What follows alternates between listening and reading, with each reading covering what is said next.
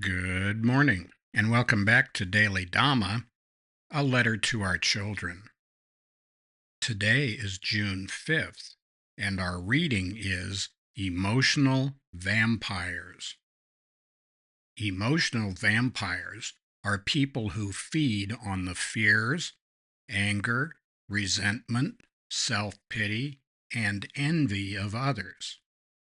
Politicians, race baiters, newscasters, and assorted shite stirrers. They get off on inflaming and exacerbating the emotions of their victims. Obsessive compulsive self-destructive behavior can be seen in most major cities and a disturbing number of ostensibly functional organizations. Men and women who lust for power, money, and control don't just become politicians or entertainers these days. A shocking number end up in business or the professions.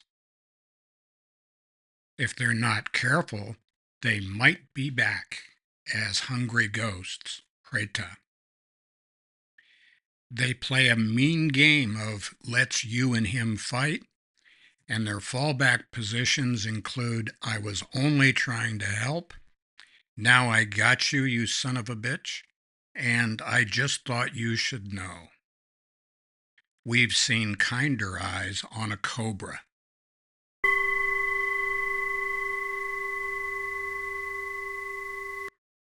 Sucking warmth and energy from others really is vampire like.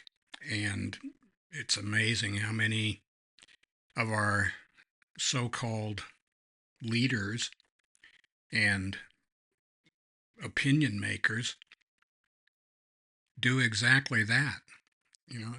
I think H.L. Mencken said if a politician heard that there were cannibals in his constituency, he'd promise the voters fat young missionaries. I think there's a lot to that. Maybe we're responsible primarily for all of the negativity that we suck into the public square. The games mentioned at the end of that are have been mentioned before. Transactional analysis.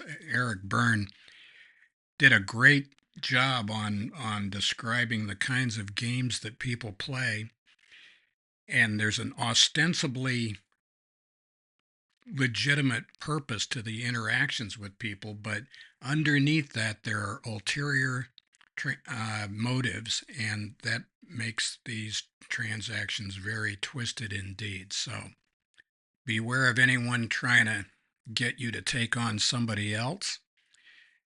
Beware of anybody who says, I'm just trying to help you. Beware of anybody that sets unrealistically high goals and then waits with bated breath for you to fail. And be a little bit skeptical if somebody comes, I just thought you should know this. There's usually some kind of dirt coming right behind that. Playing games with people is not what we mean by right action. Be straight. The Gita describes just such creatures from chapter 16, entitled Two Paths, verse 7. The demonic do things they should avoid and avoid things they should do. They have no sense of uprightness, purity, or truth. There is no God, they say. No truth, no spiritual law, no moral order. The basis of life is sex. What else can it be? Holding such distorted views, possessing scant discrimination, they become enemies of the world, causing suffering and destruction. And that's 7, 8, and 9 of chapter 16. Down to verse 12. Bound on all sides by scheming and anxiety, driven by anger and greed, they amass by any means they can a hoard of money for the satisfaction of their cravings. Sorry, there's no evidence that they're French. So happy trails to you until we meet again.